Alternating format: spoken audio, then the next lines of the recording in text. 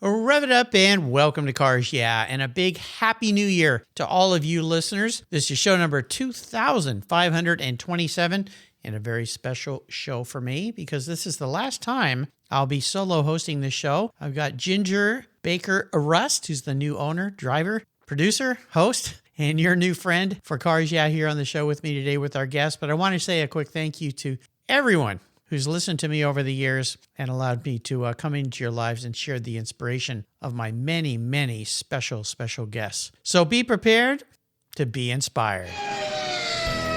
This is Cars Yeah, where you'll enjoy interviews with inspiring automotive enthusiasts. Mark Green is here to provide you with a fuel injection of automotive inspiration. So get in, sit down, buckle up, and get ready for a wild ride here on Cars Yeah.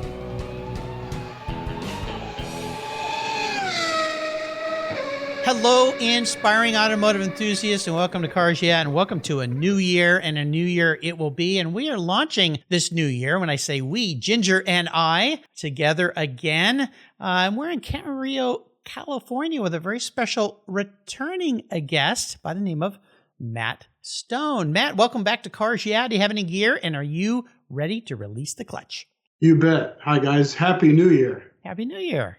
Happy New Year. Yeah, it's going to be a great one. I didn't ask you this when you were on the show before. For the very long-term listeners on Cars Yeah, you were one of the nice people that I knew, and I've known you forever, that said, hey, Mark, you want me to be on a podcast? What's that? I don't know what that is. I've never heard of a podcast. That was way back in March 16th of 2015, show number 199, which is kind of cool. So I guess we could say we've come a long way, baby. What say you, Matt? Indeed. Yeah, that's very cool. Well, I want to thank you again for taking a chance on some guy who was trying to be a podcaster way back when. And this is also a very transitional show because, as regular listeners know, Ginger's going to be taking over here in the new year. But I thought I would help her out with this first New Year show a little bit. She actually invited me, so it's her car now. But she's let me do a little bit of driving still. And Ginger has a question for you that I didn't ask you when you were on the show before. So, Ginger, let's put him on the spot. Great to have you on the show, Matt.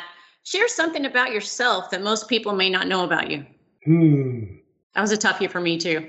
My high school nickname was Stonerama. Dare we ask why? Dare we ask why? What they don't know about me. My grandfather was a twin, and I have a set of twins. What? Wow. Yeah, so there's twins all around me. Oh, wow. How cool is that? So your children are twins, boys or girls? 2 girls. All right. Well, I didn't know that about you either. That's very cool. Raising twins. And they just turned 38. I know. Isn't that frightening? How old? My babies? Yeah. My baby is about to turn. Well, actually, she already did because we recorded this a bit in advance. She just turned. Are you supposed to say women's age? She's 36, so don't tell her I told you that. But she's got 2 little babies and 1 on the way in the new year. So I'm going to be a grandpa times 3. How cool is that? That's very cool. Way cool. Way cool. So a Stonerama with twins. Yeah. Well, he was, Matt and I are the same age. So you're much younger than us, Ginger. So he was a child as I was a child of the 70s. And, some nefarious things went on back in the 70s. But I was mostly out surfing all the time. Somehow we survived it all, Mark. Yeah, it was fun. The stories or not. Yeah, well, there's lots of them. But today the story is going to be about another guy from the 70s and the 80s, Kat DeLorean. So let's get into it, shall we? I'm going to give you a little bit of an introduction here. Since 1990, Matt Stone is a freelance journalist, author, radio and television broadcaster, photographer, former editor of Motor Trend Classic Magazine, international Concours Judge, and automotive event Emcee. Man, how do you put all that on your business card, Matt? Somehow Vistaprint seems to make it all work. Yeah. It's because my business card is, that big. That big. Well, it's all digital now, so you don't need to worry about printing anymore. But I still have business cards too, so that's cool. His specialties are history, design, interviews, features, and cars and culture. And he's written photographed and published 18 automotive book titles. They all sit on my library shelf. Matt enjoys just about anything with four wheels, though demonstrates a particular passion for post-World War II sports performance and sports racing cars and old pickups once in a while. He's a chief class judge at Pebble Beach Concours d'Elegance. I think that's the last time you and I crossed paths. A judge at the Amelia Island Concours d'Elegance, which is coming up here pretty soon, and officiates and emcees at other first-tier shows and events. He serves his profession as a past officer and board of director member and past president of the Motor Press Guild Trade Association. Today, Matt's here to share with Ginger and me his newest book titled DeLorean, The Rise, Fall, and Second Acts of the DeLorean Motor Company. This is particularly timely because guess what? This month, for you Cars Out listeners, Ginger will have her good friend Kat DeLorean, one of John's children's, on the Cars Yeah show. So very, very cool. So Ginger, I'm going to let you take this away and start talking with Matt a little bit about this amazing book. I sat and enjoyed it last evening, went through the whole thing. It's very cool. So take it away, Ginger. Matt, let's go a little deeper into the corner and please share with us a little bit more about your newest book. John Zachary DeLorean, the DeLorean Motor Company, the DeLorean Motor Car, et cetera, the drug bust, the movies, all the rest of it. To me, and one of the reasons I wanted to do this book so badly is this is the story that you think you know, but I promise you probably don't. There's way more layers than so many people are even aware of. And I mean, I remember when all of this happened. I mean, I watched it on the television news. Like, how can this unbelievably cool, knowledgeable engineer car exec get wrapped up in this? And I found out how. It's called entrapment, but we'll get more to that later. Like I said, this is the story that I think people think they know or knew, and it had not been updated or refreshed in print in a long time. There are and have been many DeLorean books, or at least several DeLorean books out there. Some of them pretty good. Some of them not so much. And since there are various efforts brewing around town to bring the mark and the name and the car back, and various anniversaries about the company and the movies and Michael J. Fox and all that kind of stuff, I felt it was time to really refresh the whole story from the beginning. So that was my goal here. And I mean, certainly some of this information people will have seen or heard, but I'm hoping there's a lot of it that will be new to you. Well, when you think about John DeLorean, I like to go back to his start because when I read your book, I learned a lot of things I didn't know about him. And I'd love to maybe touch on the early years before we get into the DeLorean Motor Company, because this guy walked through the ranks of GMC pretty phenomenally. I mean, not an easy course to navigate, right? Oh, not at all. And he was an absolute shooting star. Mm-hmm. He was a brilliant engineer. That helped a lot. I mean, he could engineer a transmission for Packard, which he did. And, you know, it wasn't just about styling cars or selling cars. I mean, he knew how to build a car and engineer and get it into production from the wheel bearings up. And that's a huge statement at any level. And he was with Packard, and he went to the Chrysler Institute. And I mean, he had a whole half a career or three quarters before Generous Motors. Generous Motors. Then went to GM, and once he got into Pontiac, the sky was the limit. And of course, we all know the story of how he and a couple of other guys gave birth to the GTO and sold it as a special equipment package, not a model. You know, they didn't think they were going to sell the first allotment of them until 1965 when they quadrupled it and sold every one of them. And John Z, to me, somewhat like Bob Lutz and Bunky Knudsen and a whole lot of other Lee Iacocca and other amazing car executives and people, DeLorean could smell it in the air. He just knew what was right, what would work, what was good for cars, what was bad for cars, what was wrong with the car industry and what the car industry did well, particularly in America. He could smell it in the wind. And that's among the many things about him that impressed me. Also, I was surprised to learn how deeply committed he was to equal rights. And I mean that on every level. Men, women, colors, up and down the scale of equal rights, which General Motors was not known for at the time at all. Right. And, he passed up jobs, he gave up friendships, he turned down a college scholarship, all kinds of things over equality rights issues. And back in the day, that wasn't, and I hate to use the word fashionable, that doesn't sound right. That wasn't as in tune with society as it is now. And I mean, he was bucking the trend. Wait a minute, there's already one black Pontiac dealer in California. You want another one? Oh, wow. This guy pushed and pushed water up a hill just to avoid issues like that. And it is worth saying, and I don't want to get ahead of myself, but once he got around to the DeLorean factory in Belfast, he had equal numbers of employees, men and women. Wow. The time was a major statement and somewhat of a major risk. But John Z was a risk taker, and he knew it was right. I think that was the important part to me. That was a fascinating part of your book. Again, one of those things I had no idea.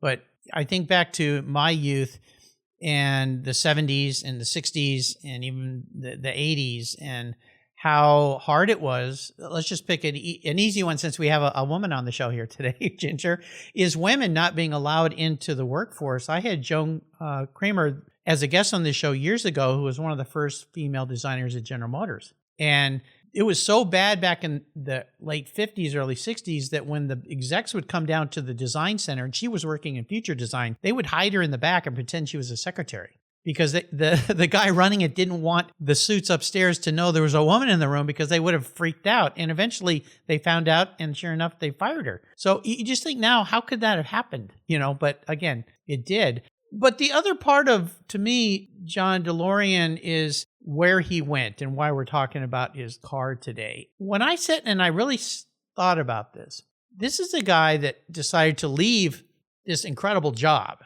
right? I mean, he made the decision. He wasn't forced out, but what's your interpretation of that movement he made? And then we'll get into the DeLorean. It was huge, Mark, to your point. I mean, he was at the time in the early 70s making $600,000 a year. Oh, wow. Which to me is still a big number. Yes. That's based on CEO salaries now. That's chicken change. And he was also a step and a breath away from the presidency of all of General Motors and could have very well made it the chairman of the board. And I mean, he was that close to the top step and walked away of his own volition. Now, were people edging him toward the cliff a little bit? You bet. But the ultimate step was his own.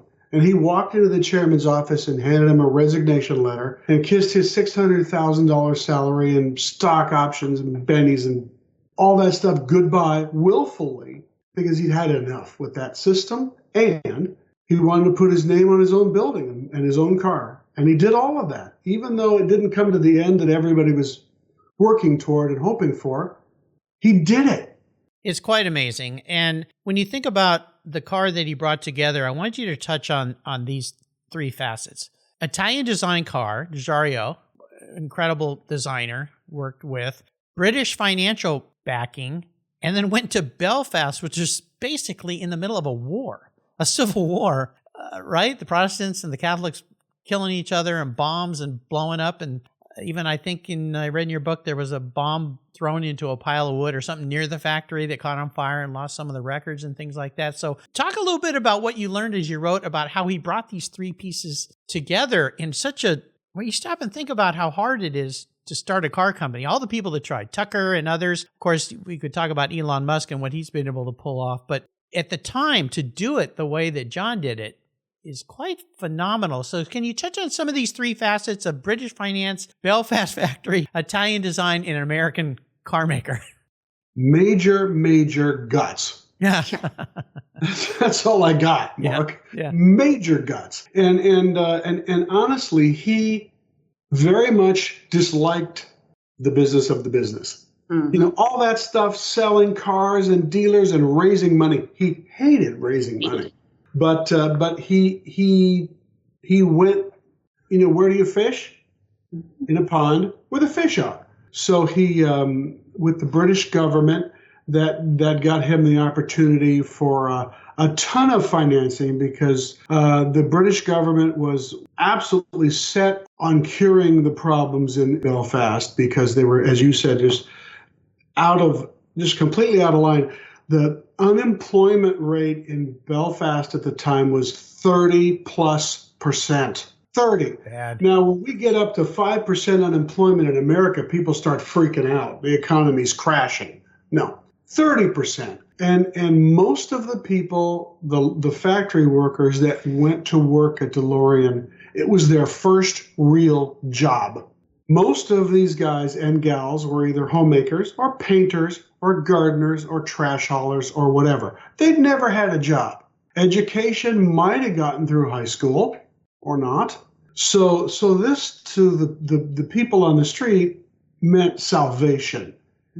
And to the government was a chance to hopefully end the warring factors in Belfast and put people back to work.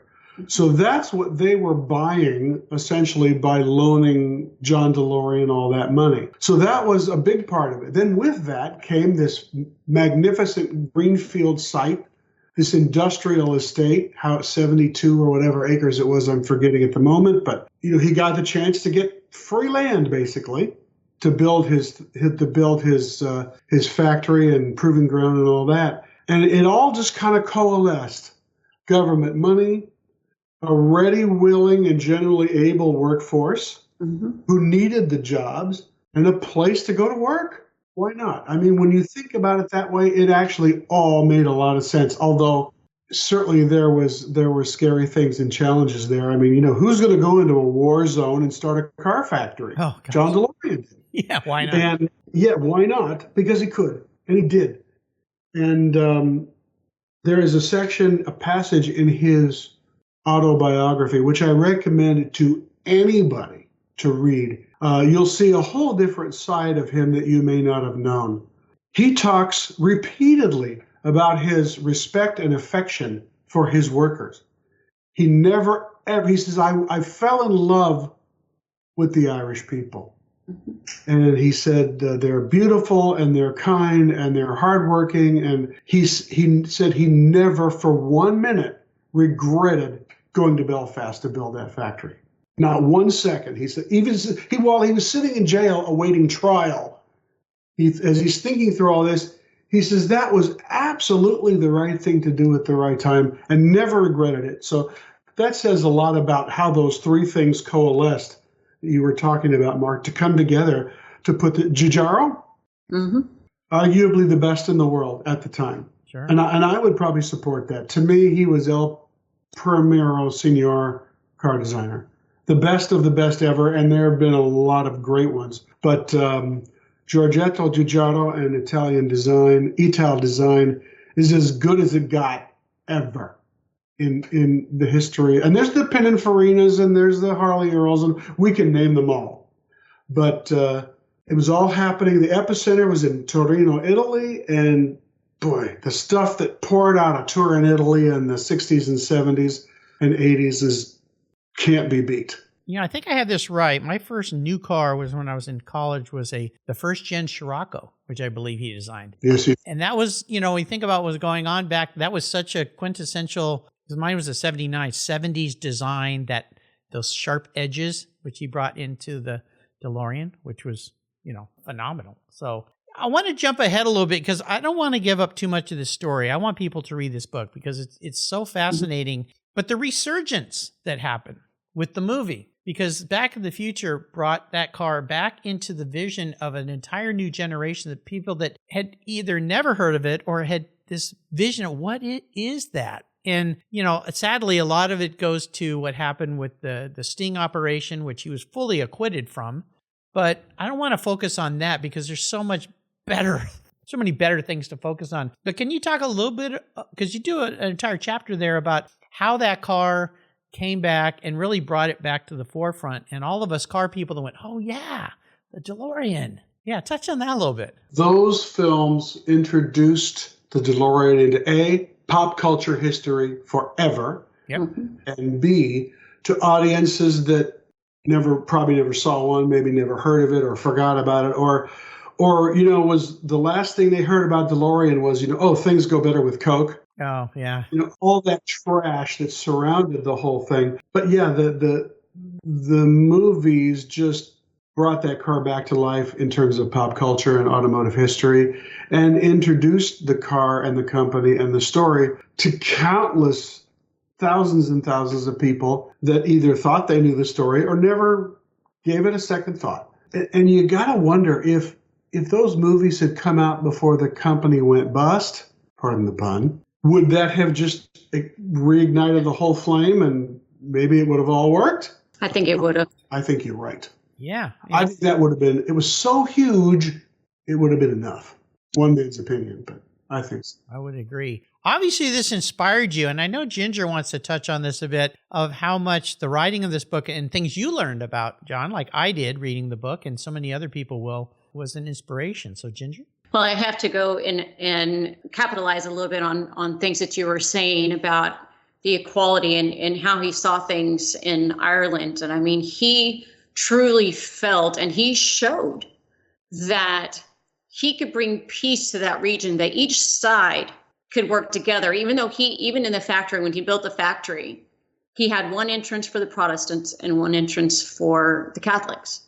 But when they got inside, they proved to each other that they could work together and they could have peace in doing so and prosper. And to me, that was one of the most inspirational things, is he truly thought and did at that time bring peace to a region. So I'll go into, Matt, we typically ask guests about their mentors and someone particularly influential in your life. If you were to pick some of John DeLorean's attributes that you found inspirational, what would they be? There's a lot of them, and we could fill 3 more shows with it. I would say vision.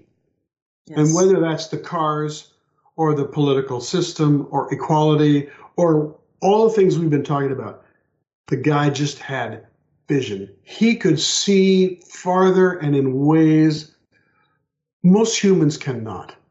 And a lot of people are surprised to learn that in spite of the fact that he was, a big swinging figure for sure, and dated and married models and actresses and all of that kind of thing, and made money and did all the things that made John DeLorean, he was actually inside, he was very humble. Mm-hmm. and possessed and expressed and exhibited a lot of humility that people aren't aware of. Yeah. Vision, humility, guts, conviction. I mean, these are things that come to my mind in answer to the question about what traits do I see in him that I admire? Well, that's 4 or 5 of them right there, and there's probably 10 more. Yeah, I would have to agree with you. He had such a maverick mind. I mean, a true maverick mind. What do you think is one of the biggest myths about John DeLorean? I know you mentioned the fact about him being, humble, but what do you think is probably one of the biggest myths that you would want to clear up, and that maybe people just aren't, didn't know, or your personal view? Of him personally, or just overall? I would say overall that, that he was a drug dealer. No, he was not a drug dealer. Never intended to be a drug dealer. But you'll read all about that in the book. But that's one that comes to mind. I mean, there's probably so many more. And something that people may not think about is as a high flyer, because he was, really, really was. Had an ego to go with all of his humility, but and a sense of humor, wicked sense of humor. Whenever you hear him speaking kind of off camera, off mic, he's hysterical, and he's clever. And I think something a lot of people would not know is you would have to look a long way to find somebody more dedicated as a father than John DeLorean was. He ultimately had 3 kids, and through 3 different wives. Well, 2 different wives and an adoption. But that man was absolutely committed to his children. and they were committed to him. And from all I can tell, he did his very best to be a great father. And I suspect that he was. Kat will tell us about that, because she has nothing but worship for her father. And from everything I have heard and read and seen him say and watched, he was as dedicated a father as, my own, and probably a lot of others that can make that same statement or not. But a lot of people would not see a high-flying car executive playboy type guy to be a great father.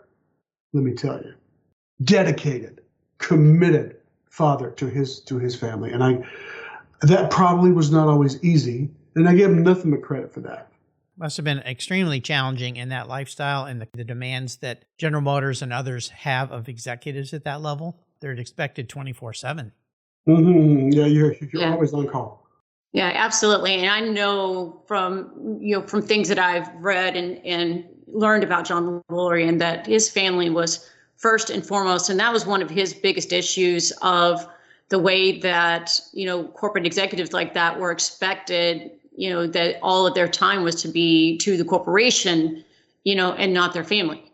And he really wanted to buck that system a lot, as much as he could. Before it was popular, for sure. So challenges. A lot of people have written books about DeLorean Motor Company, about John DeLorean, and you list a bunch of those in the back of your book. One of them is Barry Wills, who's been a guest twice on this show. Barry, who was kind of coined as the guy that was the first one to open the factory door and the last one to turn the lights out. For you listeners can go back and listen to my talks with him way back when. But when you sat down to put this book together, and as you were putting it together, what was the biggest challenge that you felt you faced in trying to tell the real story and unravel all the pieces around that really is the myth of John Z? I would say the unfortunate nature is that so many people that were integral to the story are no longer around, that I would have loved to have talked with. Not only John Z himself, but others. A lot of people in the DeLorean sphere that aren't around anymore that I would have loved to have chatted with. And to your point, Mark, that the Barry Wills book, John Z, the DeLorean and Me, is every DeLorean person should have that book. It is marvelous and gives you looks inside the building, the place, the company, and the people that nobody else had the vantage point that he did. And that it's not an inexpensive book. It's a couple $100, I think, as it's out of print. And they're hard to come by. Although I understand he's getting ready to update it and reissue it and reprint it, which will be great. But if you're serious about the cars and the company and knowing the story, my book, by Barry's. It's terrific. And the other one that's absolutely worthwhile is by my late great friend John Lamb, called The Stainless Steel Illusion. Marvelous piece of work. And John Lamb knew John DeLorean from press introductions and photo sessions and auto shows and all that. They rode together in cabs, and he spent a lot of elbow to elbow time with John Z, and I believe had a very good perspective of what he and the company was all about. So, but Barry's book and John Lamb's book, if you're going to have three, hopefully you'll have mine. But at least have those other two, and you'll have, I believe, a fairly complete library. Before Ginger asked you about maybe what's in the new year for you, I wanted to also touch on another past Cars Yeah guest and a mutual friend, Don Weberg, who you mentioned quite extensively in the back of the book. And when I met Don, he just told me about the love he had for DeLorean. And at the time, I was down at the Peterson and got to sit in their gold DeLorean, one of the few that exists, which was fun. And he's since been there and seen that car. But maybe touch on Don a little bit, because he's become a friend. I run into him at Car Week and other venues. And of course, his magazine, which is now online, Garage Style Magazine. Touch maybe a little bit on Don, because I went, wait, there's like a whole 3 pages about Don Weberg in here. What's this? Don is if you look up automotive enthusiast in the dictionary, you'll see Don's picture. Yeah. He's just a big, friendly, slightly goofy, wonderfully enthusiastic guy. He's a big teddy bear, is what I call him. Big teddy bear. And I've been called that, but he's a bigger teddy bear than me, metaphorically and literally, but metaphorically mostly. But a terrific guy with a heart of solid gold and a real enthusiast, has a wonderfully offbeat taste in cars. I mean, he and I have very similar tastes, which I guess is either good or bad. I don't know. But a real enthusiast, knows his stuff, and actually was contemplating writing a DeLorean book some number of many years ago. And he wanted to talk to John DeLorean, and he just kept dialing 411 and finding guys in the phone book named DeLorean in New Jersey, dialed him up, and is this John DeLorean? And got him on the phone. Yep. Isn't that crazy? And interviewed him. And that's why you'll see a wonderful sidebar by Don written in my book, because he not only owns one of the cars, he knows the scene very, very well, knows the history well. I trust him implicitly in terms of good knowledge. And he interviewed John DeLorean. Think of the days you could actually call somebody like that. Yeah. That was worth 2 pages to me. Well, that was nice of you. I have a friend who's a car guy. I was just talking to him last night because I said, hey, you got to get your hands on this book. He loves DeLoreans, Brian Canfield. And to tell you, when you talk about people that love DeLoreans, like kind of wacky stuff, Brian likes Panhards. Okay. He's actually restored a bunch of. So him and the other guy. The other guy. Yeah. Yeah, there's two. So Ginger, we're going to talk a little bit about Matt's future, maybe. He'll share a little bit of what's coming up this new year. Yes, so Matt, you've written 18 automotive books. Mm-hmm. Are there any new projects in the new year that you're working on that you can share with us? Number 19 and 20 are both in the oven. So cars, yeah. Yeah. There you go. How do you like to work that in there? Hey, nice job, my friend. Anything for you guys. And congratulations to both of you, by the way, for what you have wrought between you. Mark, for starting this whole thing all those years ago and educating all of us as to what a podcast is. Yep. Because you're right, a whole lot of us didn't know. And really the first genuinely legitimate automotive podcast. Oh, thank you. And there's 4,000 more of them out there, some of them legit, some not so much. But you treated it like a business and a professional and an editorial outlet, and I credit and thank you for that. And you, Ginger, welcome. I know Mark has paid his dues in 2,500 and however many shows. Yeah. So you deserve a break, my friend. Yes. And good for you, Ginger. And you are taking the stewardship of a marvelous entity here. And from the now half hour I've known you, I feel you're going to do some pretty great things with it. Well, I really appreciate that. I am working on a book called the 50 icons of 50 automotive icons in film of the silver screen. Ooh, that's exciting. Yeah, I love pop culture stuff. Huh. Cars in the movie, cars, TV, blah, blah, blah, blah.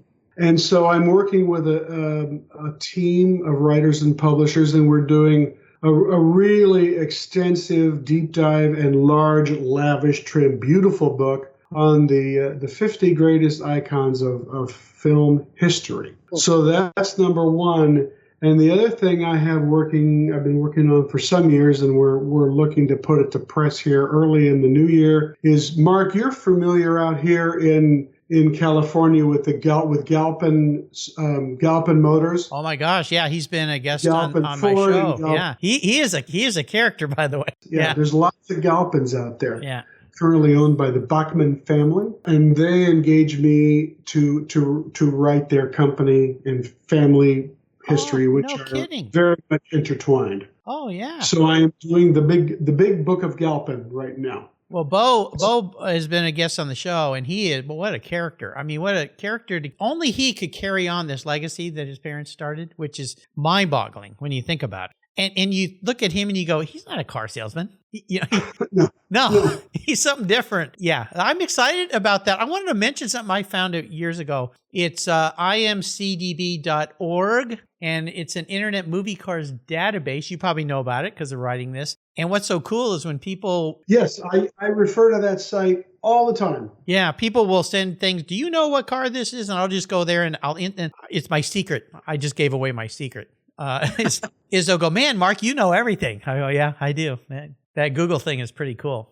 Well, now the site's gonna crash because you just let it out of the bag. I was gonna say, now everybody knows. Sorry, but just the other day, somebody said, "What was Charlton Heston driving in the Omega Man at the entry start of the movie in that red convertible?" And of course, it was a Galaxy. So yeah, but who knows that? I mean, you barely saw any of the car. But so 2 wonderful books coming out, more for us to enjoy. I appreciate that. That's exciting. We're going to dive into a little bit of your personal side, but we're going to tie a DeLorean-esqueness to Stonerama. Okay? Let me do that. That's an esquiosity. Okay? Esquiosity. There you go. So, number one, have you ever had a chance to drive a DeLorean? Yes, I have. I have driven them extensively. What was your impression? You know what? It's a better car than people give it credit for. It is truly a grand tourer. It's not a muscle car. It ain't fast, but it's fast enough. It's comfortable, handles pretty well, considering its substantial rearward engine bias. And I'm a guy who has an old 911, so I know about it. But anyway, I enjoyed it. It's comfortable, it steers and handles well, and the engine is worthwhile. I mean, again, it ain't fast, but it sounds good and it drives good. The transmission is fine. It's actually a pretty decent car. Besides all the stainless steel and the gull wing doors and all that stuff. But I enjoyed driving it. And I don't know that I will get one, but I would have one. Absolutely. Well, I found it interesting in your book. You have a picture of John sitting in a studio with a Fiat X19 profile and a Porsche 914 profile on the wall. And I went, okay, what? And, okay. Yeah, studying how they put rearward engines in those cars. More, you call those cars maybe a little more mid-engine, obviously, but definitely some thought process going on there. Oh, yeah. He knew what he wanted to do. He absolutely knew what he wanted to do. You know, as Ginger's taken over Cars Yeah here, she, in fact, I've got to put this together for you, Ginger, because I have one on my wall, a graduate diploma, MD on psychology of cars. So she's going to crawl into your head here, Matt. So there's lots of room in there. Come on. As you were exploring John DeLorean, what do you think that you can most personally identify with? See, he gives me the hard questions. Well, this is like when you're handing the keys over to your baby. And I thought about this a little bit because on our pre-show chat list, Matt mentioned your land speed record, Ginger. And he said, how come you didn't hit 200? And we talked about that. Yeah, she was on her way. So I'm kind of in the same boat here. I'm handing the keys over to my baby, but I'm here officially giving you permission. Take this brand I've started into bigger stratospheric heights, okay? You can drive it as fast as you want. And if you blow it up a few times, it can always be rebuilt, but I'm giving you that permission. But back to you, Matt. I would say I am very, very much into automotive design.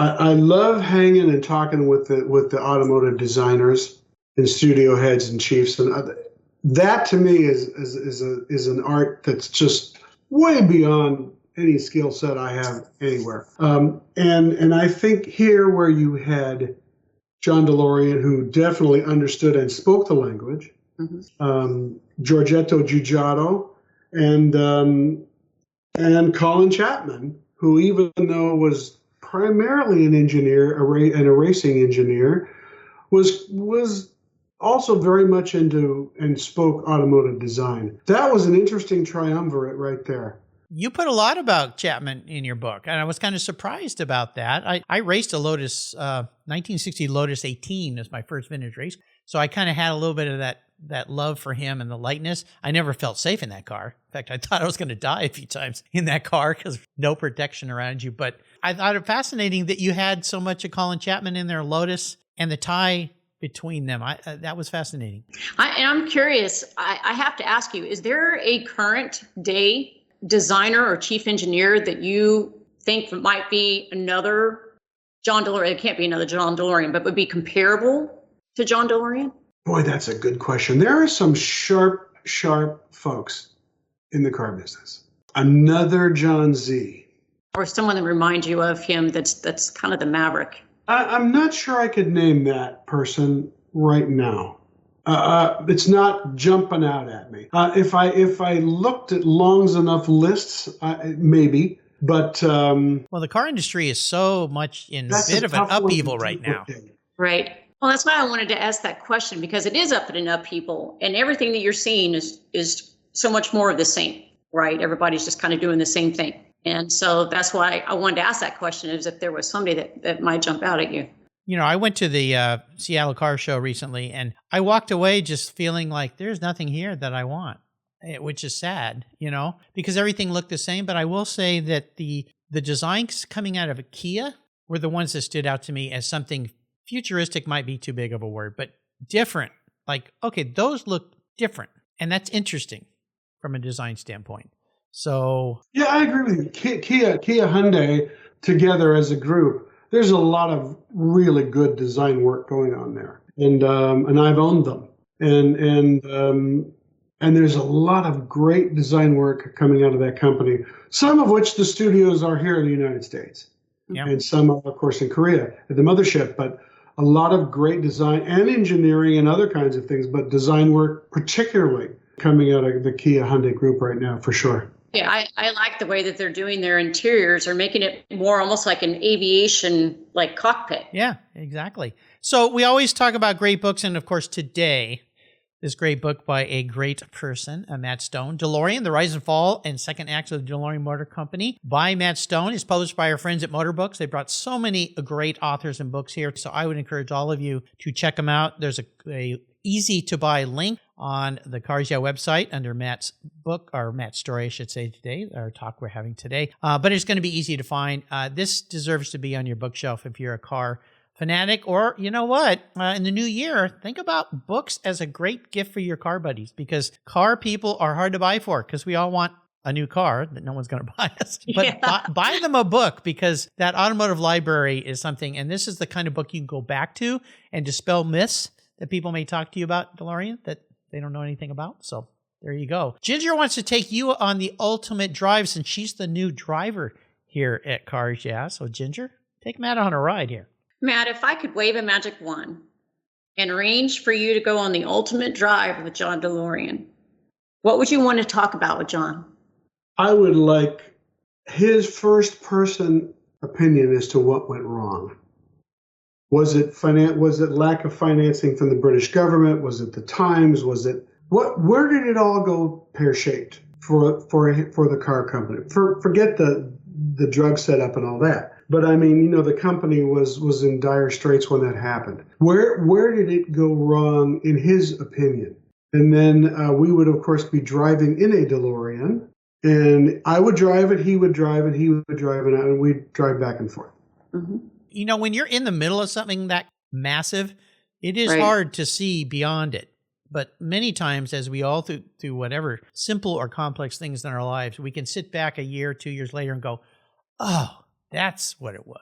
I wish I had done this. And he talks about this in his autobiography. I believe, Mark, to counter your point slightly, I believe that he would be extremely clear on where it went wrong.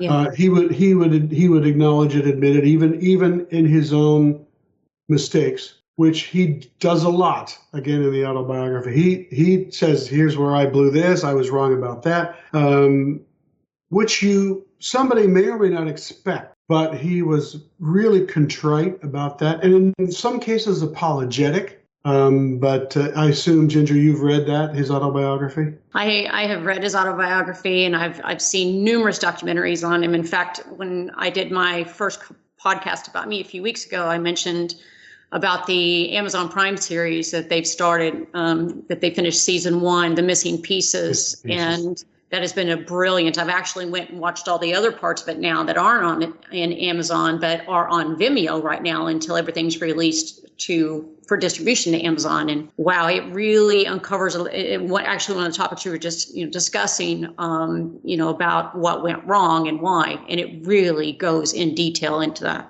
Another one that I could recommend, which it came to me, a friend of mine who is a automotive photographer, his father worked for DeLorean. Jerry Williamson is the man's name. He's no longer with us. Somebody I didn't get to interview before he passed away. But his son told me that when Jerry saw this one, Framing John DeLorean, and that's the one where Alec Baldwin. Yes.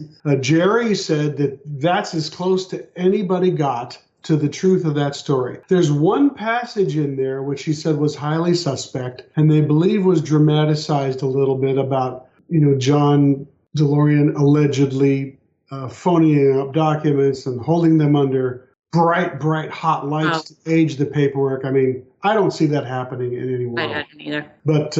But Jerry said that's just Hollywood drama.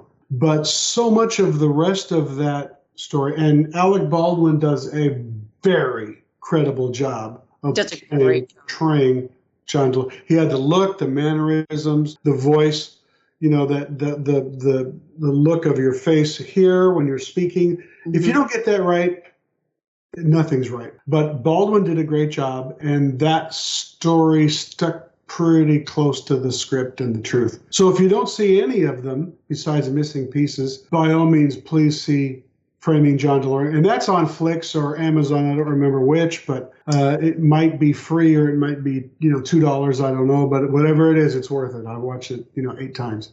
I've watched it probably just as many. So for some parting thoughts, give our listeners some words of wisdom and advice about, or maybe a success quote or mantra that has meaning to you. I'm not the one to be giving success advice. But I do have one little mantra, if you'll pardon the expression. Make every day count. Because if not, you just pissed one away. Great advice in the new year. Only get so many, and hopefully it's a lot, but make them count, or you're just tossing them in the river, please. Words of wisdom for this new year for all you listeners. I know it does sound cliche, but it's so true. And as we get older, I'm speaking for Matt and I, not for Ginger. Not Ginger. You start to see it happen all the time. You can go back and look at shows I've done in the past. I always do an end of year in memoriam. I did one just last week for those we lost this year. Thankfully, past guests I'm talking about that I know about. Thankfully, this past year, there were, I say only 4, but there were 4 versus years before when there was a dozen and 10 and 11 and all that. So you can go back and listen to that show from last week. Well, not me yet, buddy. Not me yet. No, we're still standing. What was that scene? That scene at the end of Papillon? I'm still here, you bastards. Still here. Still here. I'm still here. Yeah, absolutely. So, but of course, Chad McQueen, speaking of McQueen, was one that we lost way too soon. He was only 63 this past year that we lost him. So, most definitely. Matt, I want to thank you for being with us today. How can people follow you? How can they learn more about you? I have a website on which you cannot spend any money. So keep your credit cards in your wallet or purse or pocket. mattstonecars.com. Just that simple. No spaces, no hyphens, nothing else. Just mattstonecars.com. And there's stories and a blog and posts, and I have listings about my books, and there's photos and some of my own cars. And it's just a don't spend any money here, but we can have a little conversation at that site, please. There you go. I'll put links to that on Matt's show notes page. Easy to find. mattstonecars.com. Not to be confused with mattstonercars.com. So you started it, Matt. You started it. Or Matt Stone. Yeah, cars. Yeah. Cars. Yeah. Yeah. Well, and again, that should be my next website. Again, as Ginger carries this mark forward for me, of which I'm so excited about. Yeah, you can find all the past, and you'll be able to find all the past cars. I understand Ginger's working on a new website, so that's going to be forthcoming in the next few months. But I appreciate that. But you can find everything on carsyeah.com. And again, easy to find Matt's books. Just look them up. You need to get all of them because they're all fantastic. And of course, the new one's coming out this year. And don't forget, as Ginger takes over the driving here, she's going to be having Kat DeLorean as the guest on the show, right? Yes, very soon. That's very cool. I think that'll be a great follow-up for Matt's talk for sure. Matt, I want to thank you again for spending time with us, especially on this new year, new show for Cars Yeah, new driver. A lot of new stuff going on here. So that's very cool. Thanks for coming back, being a guest again, spending your valuable time with us. And Ginger, here officially are the keys to Cars Yeah. I'm so honored that you're going to be the new voice and the new driver and owner and producer and all this stuff. She's sitting here drinking from the fire hose of learning all this stuff, but I have no doubt I've made the right choice here. You two, until we talk again, I'll see both of you down the road. Mark, you and I can talk anytime, and you and I will talk again, I hope. I absolutely want to talk, and I look forward to getting your book. Cannot wait to read it. And it doesn't have to be just about plugging books. I mean, there's a lot of stuff we can talk about anytime. So, absolutely. Would love to have a conversation. Got a hole in the schedule and an idea, then call me. I absolutely will. And I really appreciate that. And thank you very much. Cheerios, you guys. Happy New Year. Happy New Year. Happy New Year to all the Cars Yeah listeners. Thank you for listening. This is Mark Green signing off. And officially, Mark has left the building. For several years now, you've heard me talk about Linkage Magazine. I've been a subscriber since the start. Their talented and creative team brings you a spectacular publication and website that shares the automotive passion from a worldwide perspective. Linkage is about driving, restoring, collecting, and first-hand experience at collector car auctions and more. They bring you real-world values plus rational, experienced opinions on the current markets. They cover the automotive world and the people who share our passions. And Linkage Magazine has grown, mailing you 6 issues annually. Join me on this journey with Linkage. They're geared for the automotive life. You can subscribe at linkagemag.com. 20, 50, or 100 years from now, will there be a workforce to care for the collector vehicles we love? With auto shop programs disappearing across the country, it's a question we enthusiasts have to ask. That's why I support the RPM Foundation, which exists to ensure that the critical skills necessary to preserve and restore these vehicles aren't lost to time. One of the many ways RPM, which is short for Restoration, Preservation, and Mentorship, is accomplishing this goal is through workforce development initiatives. The RPM apprenticeship program enables the next generation of artisans to earn a living while they learn the craft of restoring and preserving these vehicles directly from industry professionals. The Endangered Skills Program documents the process of masters training future craftspeople on a variety of critical skills in danger of being lost forever. For more information on how the RPM Foundation is driving the future of the collector vehicle skills trade, visit RPM Foundation today. They're one of the charities of choice here on Cars Yeah. Did you know that less than 3% of all automotive technicians in the United States are women? You may not be surprised, but you should be concerned because our country is facing a massive technician shortage right now. Skilled, qualified techs are in high demand, and we need young women and men to consider these careers as a viable path to a fulfilling life. I've interviewed hundreds of women in the automotive sector here on Cars Yeah, and I know that women make great techs. That's why I support the nonprofit Tech Force Foundation and its Women Techs Rock initiative to ensure women see themselves in the profession, the industry, and the workforce. Learn more at techforce.org today. Thank you so much for joining us on today's ride here at Cars Yeah. Drive on over to carsyeah.com to find show notes and inspiring automotive fun. Download your free copy of Filler Up, a fun book filled with gorgeous photographs of fuel filler fun, including quotes from more inspiring automotive enthusiasts. Download your copy today, and we'll see you next time on Cars Yeah.